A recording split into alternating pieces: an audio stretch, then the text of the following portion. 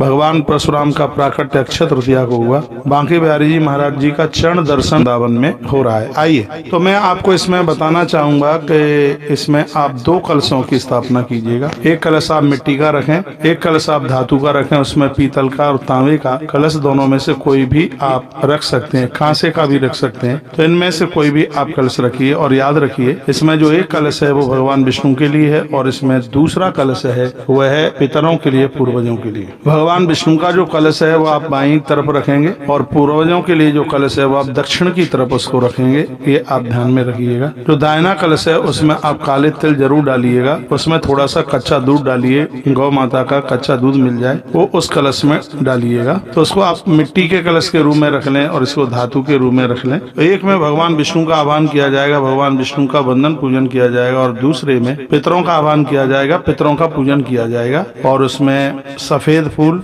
गुलाब के फूल या पीले फूल आपको प्राप्त हो जाए। और ऐसा नहीं है कि दोनों कलशों के लिए अलग अलग से आपको सामग्री जुटानी पड़ेगी, ऐसा नहीं है। एक ही थाली ले लीजिएगा, दीपक जला करके रख लीजिए। इसमें घी का दिया जलाएं। इसमें कुछ करवे भरे जाते हैं। करवे कुल्हड़ में थोड़ा सा उसमें बाहर से उसमें मुंह बना होता है, जैसे सागर की टोंटी बनी हुई होती है, उन कुल्हड़ों में ऐसे बना हुआ जाता है, उसको करवे बोलते हैं। तो इनमें दूध भरा जाता है, लाई भरी जाती है, मीठा जल भरा जाता है। इसमें 5, 7, 11 कुल्हड़ टाइप के उनको भरिए, बाद में वो जल में विसर्जित कर दिए जाते हैं। और जो मटका है, घड़ा है, कलश है, इसको आप ब्राह्मण को आप इसको दान रूप में आप इसको दे देते हैं। ब्राह्मण को आप देते हैं तो खाली कलश नहीं, वो जल से भरा हुआ होता है और उसमें अनाज दिया जाता है, खाने पीने की चीजें दी जाती हैं, हाथ के पंखे दिए जाते हैं, उसमें वस्त्र दिया जाता है, ये सब चीजें दी जाती हैं। यह है आप पूजा में दोनों कलशों को रख करके पहले उनका पूजन कीजिए, एक विष्णु भगवान के निमित्त और दूसरा पूर्वजों के निमित्त। फिर उनको ब्राह्मण को दान में उसको दिया जाएगा।